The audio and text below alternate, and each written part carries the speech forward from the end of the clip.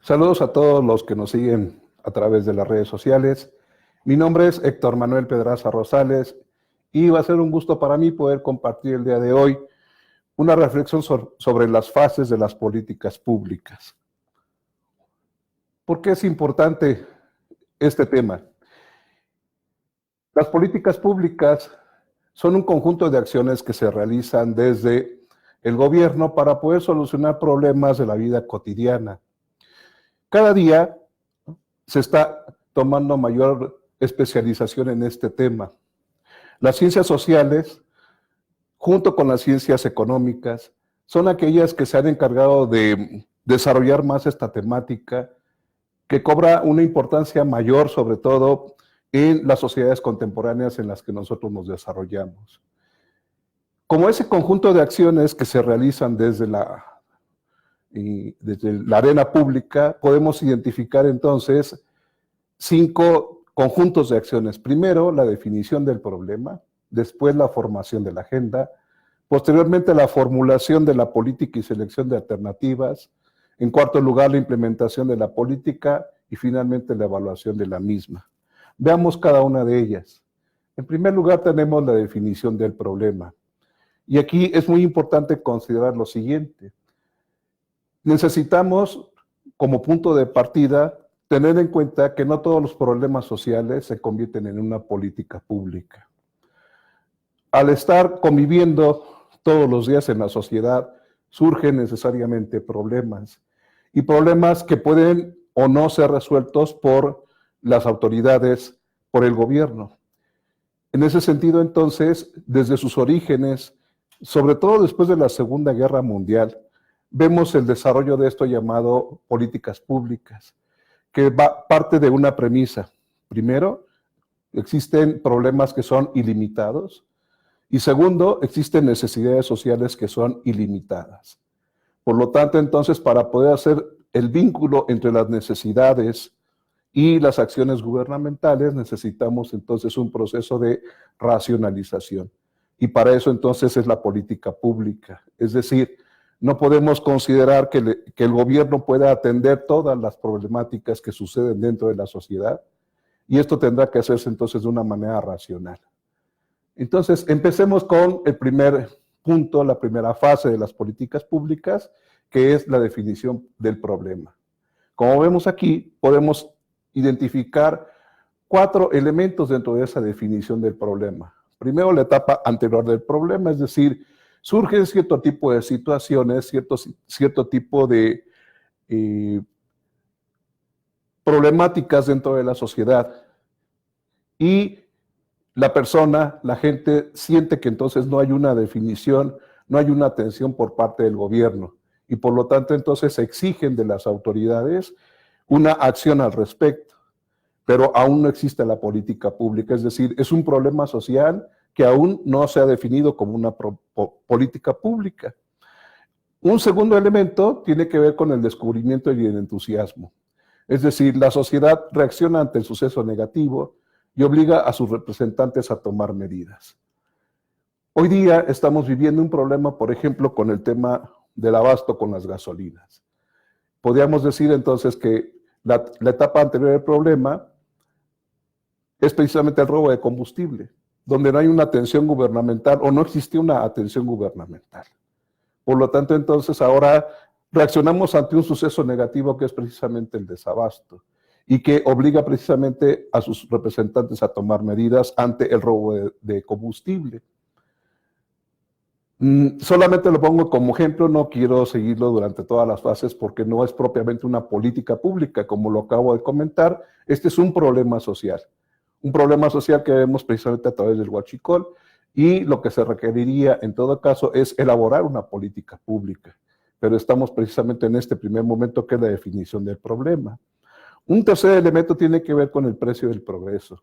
Es decir, la sociedad percibe los costos económicos y sociales que implica la solución de un problema. Ante el huachicol, ante el robo de combustibles, estamos viendo costos económicos y sociales, como es precisamente el tener que estar esperando largas filas ante las gasolineras, el tener que estar mandando mensajes a través de los medios de comunicación, a través de las redes sociales, donde sí hay gasolina, donde no la hay. Y entonces estamos viendo que para solucionar el problema del robo de combustible hay un precio que tenemos que pagar, no solamente como autoridades, sino también como sociedad civil. El cuarto elemento dentro de esta primera fase tiene que ver con el deceso del interés, es decir, vamos a ver que existe desánimo, aburrimiento, desistimiento, porque el problema pues es mayor a las expectativas que tienen las personas y eso puede entonces traducirse en esto, en un descenso del interés. Es decir, por una parte se percibe el problema social, que es el robo de combustible, pero por otra parte, una respuesta puede ser precisamente esa, el desistimiento, el aburrimiento, el desánimo, porque vemos que este problema nos rebasa. Pasamos a la agenda pública. Aquí quiero enfatizar eso. La segunda fase. Cuando hablamos de la agenda pública, estamos hablando de que existe un filtro. ¿Por qué hay un filtro? Porque acabamos de decir que no todos los problemas sociales se traducen en problemas de política pública. ¿Y cómo sucede entonces esto? Pues a través de la formación de la agenda. Es decir, ¿cuáles son aquellas problemáticas que sí van a entrar dentro de la agenda pública para que puedan ser solucionadas y cuáles no? Por lo tanto, entonces, aquí hay elementos a considerar dentro de este segundo elemento, dentro de esta segunda fase de las políticas públicas. Primero, las personas. Y por personas no solamente estamos entendiendo a los gobernantes y a los gobernados, sino que también tendremos que hacer muchas distinciones. Por ejemplo, por lo que hace a los actores que vamos a denominar civiles, a las personas. Tenemos que reconocer que esos actores pueden estar organizados o pueden estar desorganizados.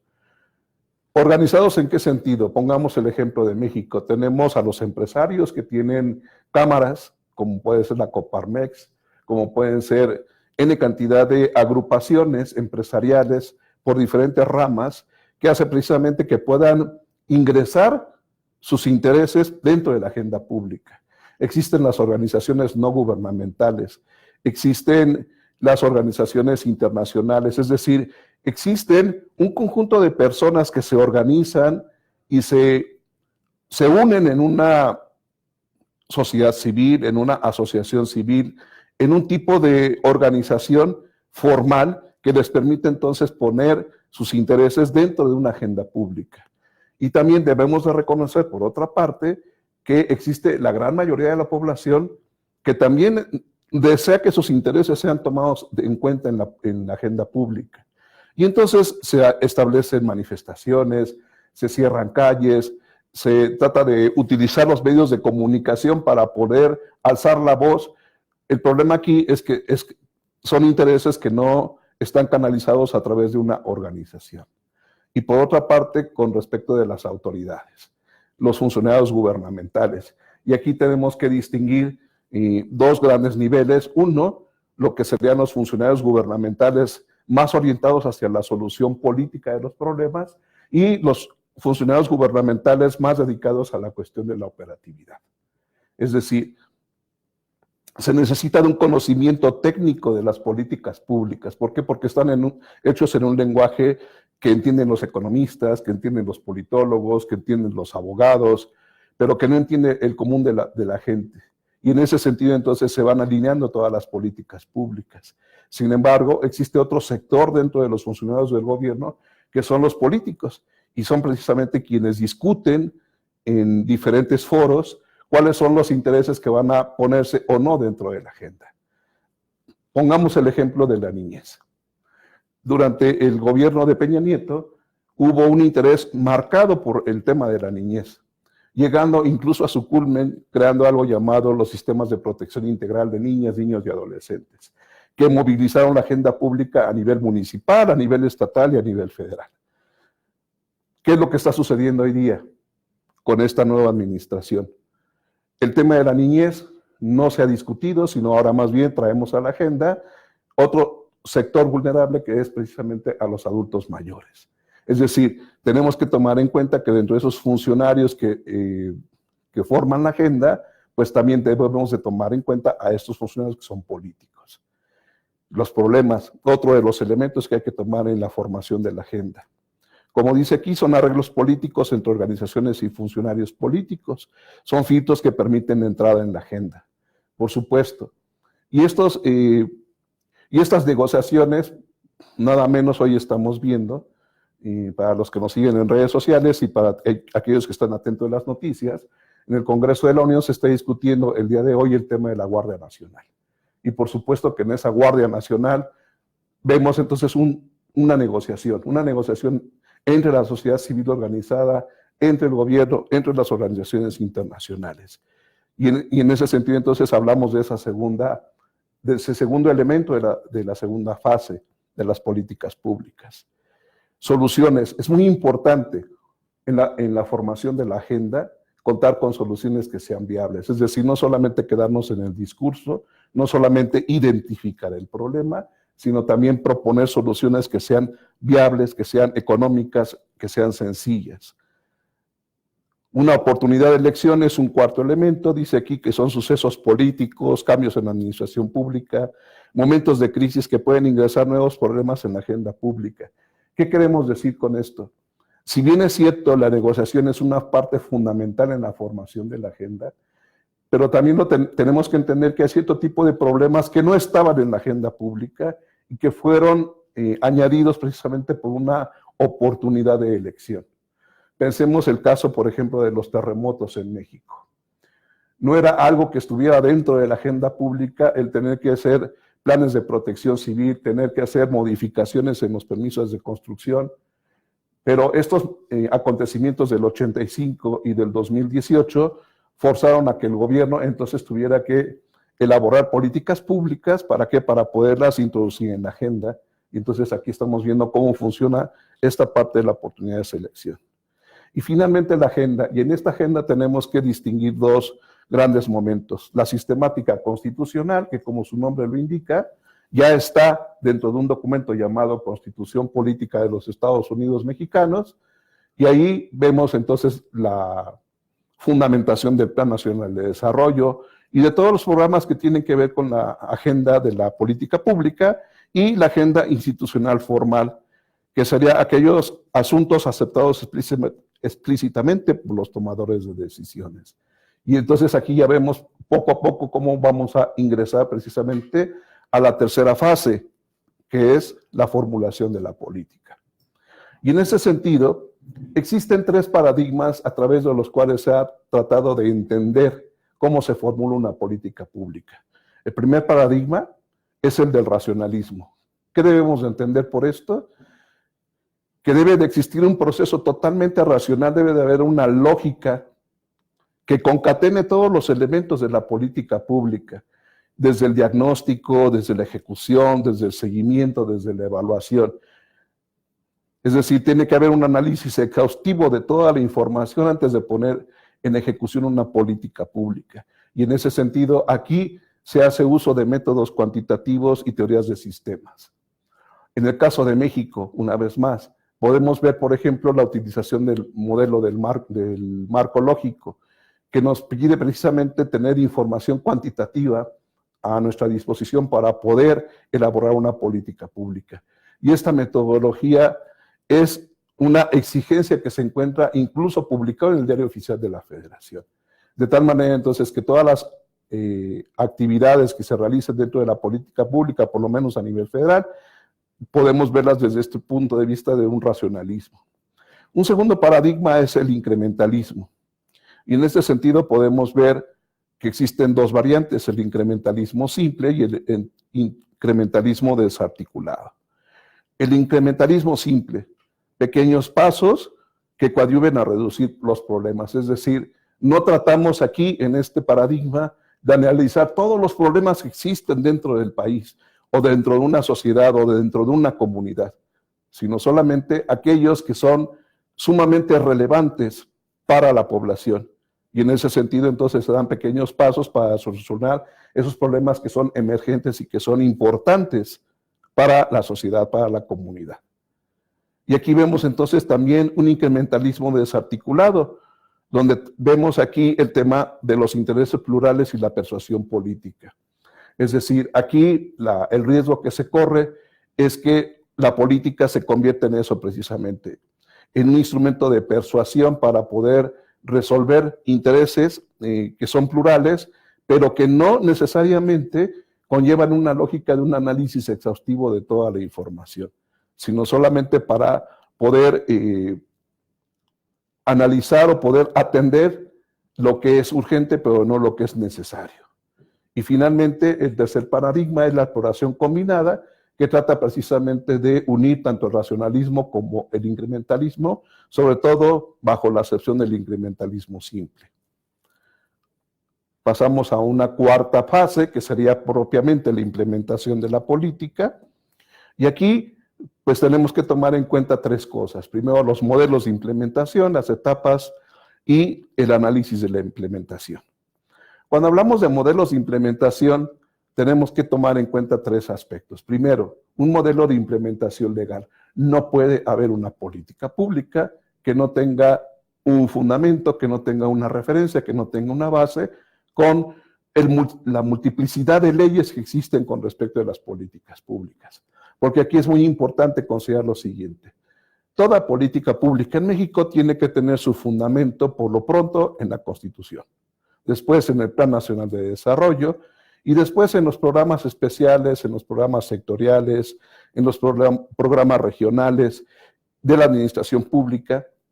Por lo tanto, entonces, no puede haber alguna acción gubernamental de política pública que no tenga un fundamento legal. El modelo de implementación racional se refiere a lo que comentábamos hace un momento sobre el racionalismo, es decir, debe de haber una lógica, una consecuencia, un ABC, causa, efecto, problema, solución, cuando nosotros estamos hablando de la implementación de la política pública. No se trata de venir a ejecutar acciones a libre albedrío porque lo está en ese momento solicitando la comunidad, pero no estaba planeado, no estaba presupuestado, y en ese sentido entonces hablamos de lo racional, es decir, no podemos salirnos de ese marco que ya previamente se construyó a través de la política pública. ¿Y consensual en qué sentido? En que debe de participar todos los actores involucrados. Y aquí quisiera resaltar lo siguiente: si bien es cierto, la política pública, los funcionarios gubernamentales son un elemento fundamental, también lo es que no puede haber una política pública sin participación ciudadana. Y cuando hablamos de participación ciudadana, estamos hablando desde el diseño de la política pública, desde su ejecución, desde su evaluación, desde su seguimiento. Por eso entonces hablamos de una política consensual. Y así lo exigen hoy día los documentos diferentes que tenemos en nuestro país con respecto a las políticas públicas. No puede haber una política pública sin participación ciudadana. Con respecto a las etapas, primero, la elaboración de los lineamientos. Y cada vez vemos mayor especialización con respecto a la política pública en este sentido. ¿Por qué? Porque estamos hablando primero de la Constitución, luego estamos hablando de un Plan Nacional de Desarrollo, luego estamos hablando de una ley de planeación, luego de reglamentos, y en ese sentido entonces vamos cada vez siendo más específicos con respecto a la regulación. Y cuando hablamos de los lineamientos estamos hablando de la cuestión más específica que puede haber en la política pública, es decir, quién va a hacer qué, en qué momento, cómo se va a medir, en qué momento se va a otorgar el presupuesto. Por eso entonces hablamos también ahí de una distribución de los recursos, no solamente de los recursos económicos, sino también de los recursos materiales, de los recursos humanos. Tiene que haber entonces también una supervisión y una evaluación. Y esa supervisión puede ser al interior a través de diferentes mecanismos que tiene el gobierno. Puede ser una contraloría, puede ser una auditoría, o puede ser incluso a través de entes externos. Y finalmente la evaluación. Y dependiendo de los resultados de esa evaluación, se toma una decisión de continuar o no con ese programa. ¿Por qué? Porque puede ser que se haya atendido ya a la totalidad de esta situación, o puede ser que necesite una reorientación, y por eso es muy importante estar evaluando de manera constante. Y hablamos del análisis de la implementación como el tercer punto, el tercer elemento de la implementación de la política, y hablamos de un diseño prospectivo, es decir, que va de arriba hacia abajo, y un diseño retrospectivo que va de abajo hacia arriba. ¿Qué queremos decir con esto? Cuando hablamos de un diseño prospectivo, estamos viendo qué tanto cumplimiento hubo de esa política pública, ciñéndonos al aspecto legal, al aspecto racional, es decir, si se cumplió con la meta, si se cumplió con el objetivo, si los medios utilizados fueron los adecuados, si se hizo en tiempo y forma. Y cuando hablamos del análisis retrospectivo, vamos hacia atrás, es decir, vamos a la comunidad, vamos a donde se originó el problema y vemos si efectivamente se solucionó ese problema, y entonces vamos hacia atrás, es decir, si se solucionó, entonces hay que ver si los instrumentos que se utilizaron fueron los adecuados o hubo que hacer alguna modificación, y así hasta llegar precisamente al tema de las leyes para poder evaluar su eficacia o su eficiencia. Finalmente, la quinta fase es la evaluación de la política pública y, como les comentaba hace un momento, la metodología del marco lógico. Esta es una metodología que fue creada por la CEPAL y que México viene siguiendo de manera puntual, sobre todo en esta última administración. En la administración de Enrique Peña Nieto, se tomó esta metodología del marco lógico para poder construir una política pública, donde tenemos que considerar estas cuatro cosas. Primero, el fin, el propósito, el componente y la actividad. Es decir, ir a la solución de un problema con cosas muy concretas. Tenemos que poner los indicadores, es decir, no solamente decir voy a solucionar la pobreza. ¿Cómo lo vas a hacer? ¿Cuáles son tus instrumentos de medición?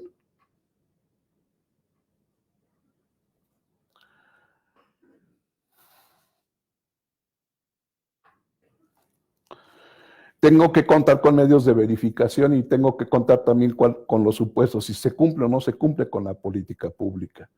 De tal manera entonces que, como acabamos de ver, la política pública pues es un conjunto de actividades que van desde la definición del problema hasta la evaluación de la política pública propiamente dicha, y donde tenemos que ver cómo se involucra cada uno de los actores. Y pues les agradezco mucho la atención, estoy a sus órdenes. Tenemos una pregunta.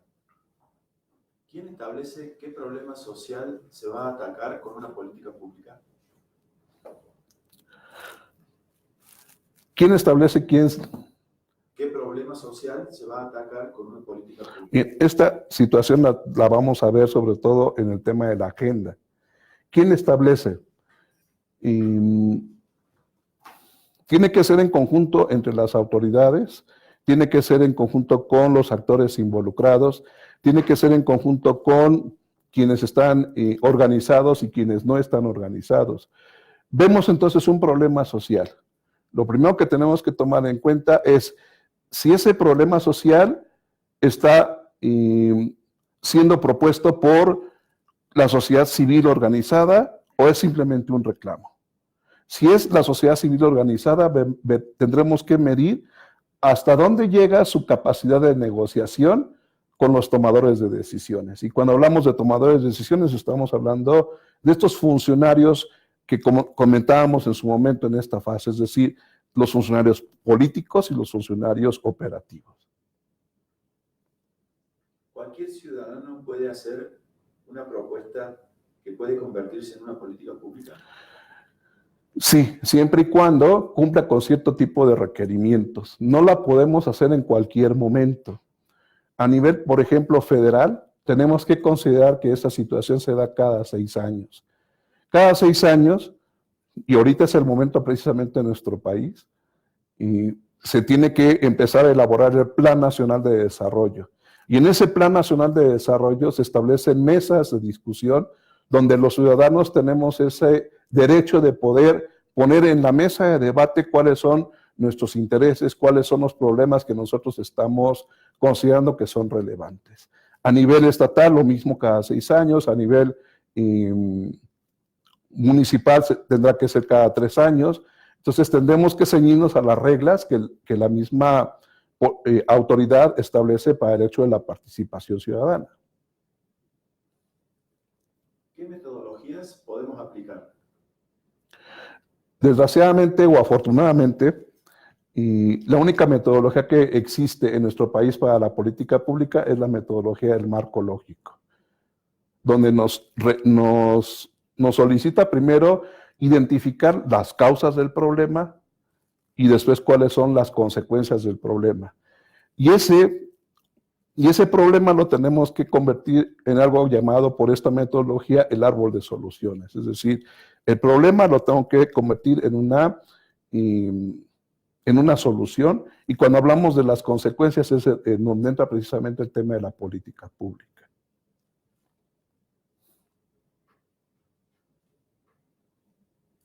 Les agradezco mucho su atención y estoy para servir. Mi nombre es Héctor Pedraza. Hasta luego.